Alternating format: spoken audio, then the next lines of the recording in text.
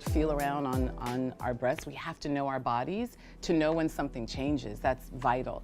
And so I did find my own lump, and I had just finished breastfeeding probably 3 years prior to finding the lump. And I'm not saying there's a connection, but I do know, based on some of the information that I've inundated myself with over the last 4 years, that there can be an injury on site, and then cancer can form around that with DNA damage and all that stuff. So there's lots of ways it happens, but I remember having this damage almost in the same place when I was breastfeeding. I had mastitis. So the area was familiar to me, and I thought, oh, that's nothing. I had a bump there before, right? Because I had a problem with that. So I kind of put it off, which a lot of us do. We either rationalize in our own minds, oh, it's nothing, or we say we're scared and we say, I don't want to know if it is something. There's lots of reasons we don't go forward.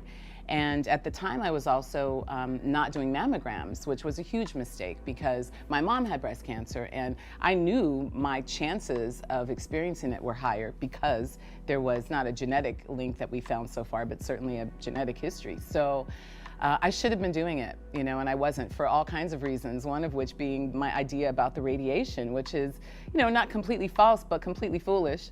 If you're talking about your health being your priority, sometimes you have to take a little bit of something you don't want to get a bigger benefit. And had I been doing mammograms, now the recommendation is 40. I hear they just changed it again, right? So I think at the time it was 45, but anyway, had I been doing them as I should have, they would have found this lump before I did, and the path out of this probably would have been a little easier. But nevertheless, that's how I found it.